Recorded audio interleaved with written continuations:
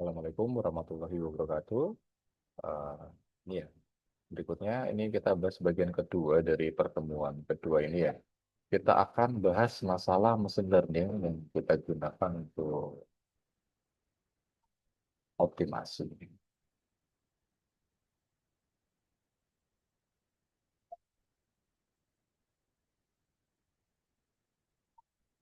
Nah, ya sebenarnya apa itu optimasi? Di sini optimasi adalah proses mencari solusi terbaik dari sekumpulan kemungkinan.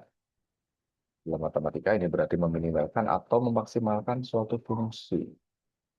Ya, misal ya, mencari rute tercepat di Google Maps atau mengatur anggaran agar tetap hemat. Nah, sekarang ya saya ingin Anda memikirkan ya, ini sebenarnya apa yang dilakukan oleh Google Maps? Ya, yaitu ketika kita misal mencari alamat ya atau dari suatu tempat, nah, Google di situ dia tuh mencari rute dengan waktu minimum. Nah, itulah yang disebut optimasi. Machine learning itu juga seperti itu. Dia akan mencari parameter terbaik.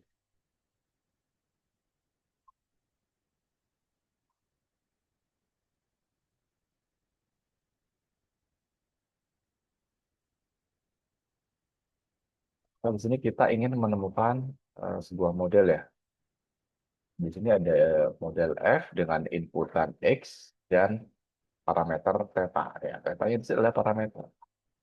Ya, tujuannya adalah untuk meminimalkan fungsi objektif. Biasanya fungsi loss-nya, loss function ya. Loss di sini dia mengukur seberapa salah prediksi kita. Nah, di machine learning itu sebenarnya bukan magic ya, bukan sulap. Ya, dia tuh hanya belajar dari data. Kemudian dia akan selalu meminimalkan function atau meminimalkan kesalahannya di setiap iterasinya. Misal kalau regresi kita menggunakan pengukuran MSE, mean square error atau MAE, mean absolute error. Kalau klasifikasi kita biasa menggunakan cross entropy loss atau Higgs loss ya. Misal di sini kita ada fungsi atau persamaan garis ya. Y sama dengan WX plus B. Nah, tujuannya ini untuk meminimalkan fungsi loss-nya, meminimalkan MSE.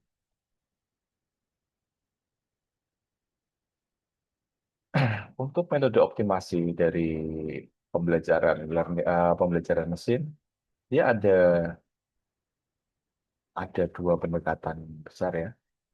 Yang pertama ada gradient based optimization, yang kedua ada heuristic based optimization. Nah, untuk kali ini kita akan belajar yang gradient based dulu. Gradient descent ini mencari arah penurunan tercepat. Ya, ini dilakukan dengan mengupdate rule-nya ya. Karena di sini ada N-nya ya. Ada learning rate, ada gradiennya. Gradien di sini tuh dia memberitahu arah kenaikan tercepat. Sedangkan negatif gradien, dia memberi arah penurunan tercepat. Misalnya kita analogikan dengan gunung ya. Bayangkan Anda turun gunung di malam hari. Anda hanya punya center ya. Nah, gradien itu kemiringan ya, kemiringan dari jalurnya. Kemudian learning rate adalah panjang langkah. Jadi setiap Anda melangkah itu berapa senti misal. Kemudian lokal minimum itu yang disebut adalah lembah kecilnya. Sedangkan global minimum adalah lembah yang paling dalam, lembah terdalam ya. Momentum ini adalah efek inersia. Jadi di sini ini ya bisa kita bayangkan machine learning itu seperti orang yang sedang mencari dasar lembah. Dan gradien ini memberi arah perubahan maksimum. Jika langkah kecil ke arah negatif, ini maka fungsinya pasti menurun. Nah, pertanyaannya, seberapa kecil langkah itu?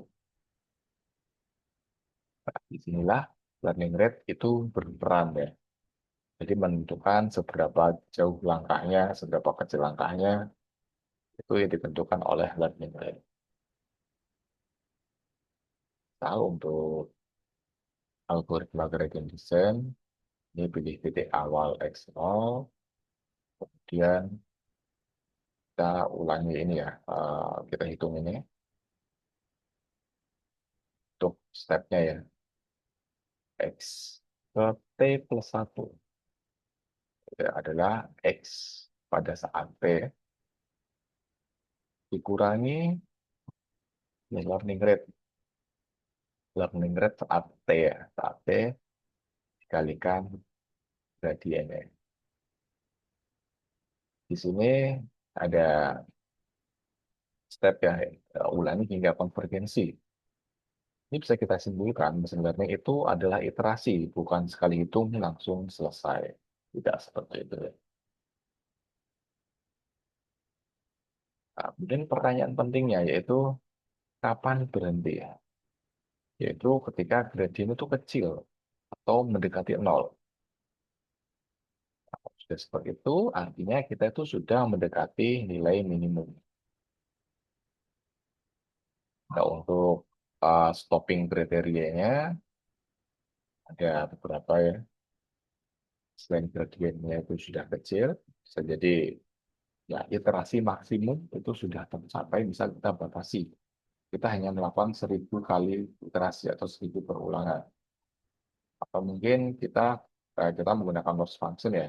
Jadi perubahan loss saat ini itu sudah sangat kecil daripada loss sebelumnya. Atau mungkin bisa kita lakukan early stopping. Early stopping ini biasanya kalau eh, kita cek ya, kita cek sekarang training. Jadi kalau saat training kita gunakan data training dan data validasi ya. Nah, di situ kalau kelihatan ini itu bisa kita hentikan langsung pada saat iterasi kesekian. Jadi tidak menunggu iterasi maksimal tercapai. Maksudnya overfitting. Jadi kalau berhenti terlalu cepat itu bisa underfitting, kalau berhenti terlalu lama bisa overfitting. Jadi ya kalian bisa tentukan sendiri. Ini visualisasinya ya. Misal kita punya fungsi x sama dengan x kuadrat. Kemudian dari itu 2x ya. Ya, kita mulai dari x sama dengan 0, step size-nya atau learning rate-nya itu 0,8. Ini step 0-nya, eh, x 0-nya itu min 4 ya. Kalau min 4, kemudian x berikutnya, ya min 4 tadi, dikurangi learning rate ya. Learning rate dikalikan gradiennya ya. Jadi kurangi 0,8 dikalikan 2, dikalikan 4, 2,4. X kedua, X berikutnya, ya dari X1 tadi yang 2,4 ya kita kalikan lagi ya, kita kurangi lagi ya gradiennya dari learning rate-nya sehingga min 1,44 seterusnya ya. Ini kita sampai ke, misal dari contoh ini kita sampai ke X5, jadinya sudah mendekati 0, jadi angka 0,3. Nah, ya, ini masalah learning rate. Ya, kalau step terlalu besar, ini bisa menyebabkan osilasi. Jadi kalau learning rate terlalu besar, itu bisa tidak stabil. Nah, kalau learning rate-nya kita set terlalu kecil, ya jalannya program ini akan menjadi sangat lambat ya. Jadi di sini learning rate itu ya semacam seni dan sains. Jadi kalian harus coba-coba. Kalian harus bereksperimen, kalian set berkali-kali ya, sampai kalian menemukan learning rate yang optimal. Nah, di sini ukuran langkah itu sangat penting, karena learning rate itu menentukan kecepatan konvergensi, stabilitas, dan kualitas solusi. Bisa kalian lihat animasi di sini.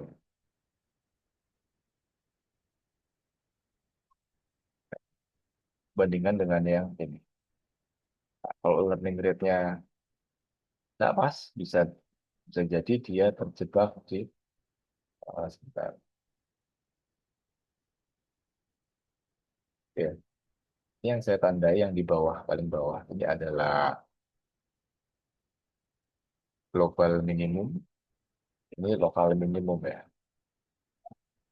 Nah, bisa jadi ya ini model kalian itu bisa mencapai global minimum. Tetapi tidak menutup kemungkinan juga modelnya akan terjebak di lokal minimum seperti ini. Nah, kemudian ada beberapa variasi dari gradient descent ya. Ada Batch gradient descent, dia menggunakan semua data dalam satu iterasi. Kemudian ada S3 atau stochastic gradient descent, dia menggunakan satu sampel dalam setiap iterasi. Kemudian ada mini batch gradient descent, dia kombinasi antara batch gradient descent dengan stochastic gradient descent ya. Nah, di sini beberapa penelitian mengatakan mini batch gradient descent itu lebih stabil ya. Kemudian yang lain-lain, di sini ada momentum, ada RMS drop.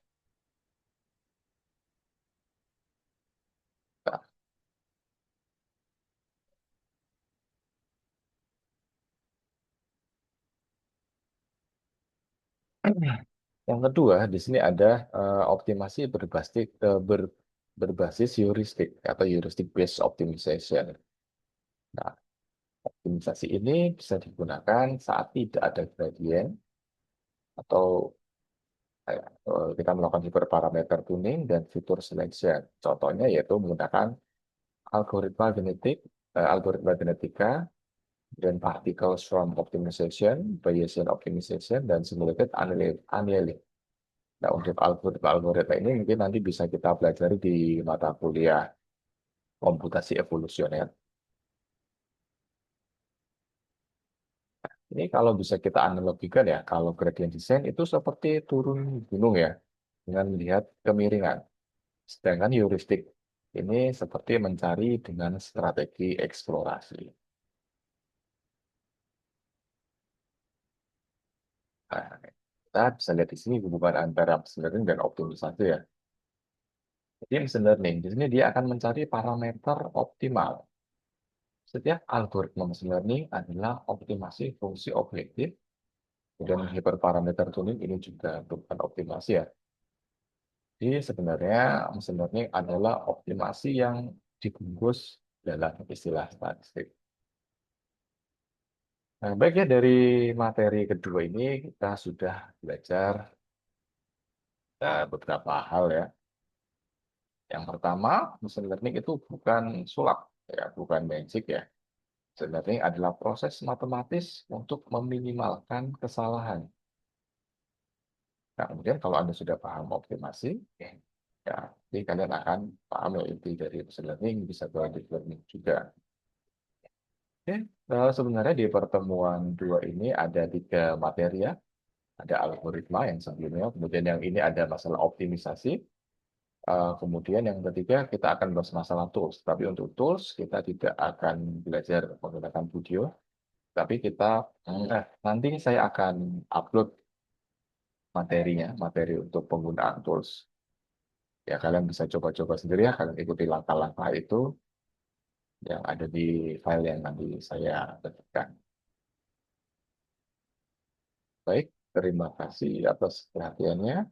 Kita ketemu lagi di pertemuan 3. Assalamualaikum warahmatullahi wabarakatuh.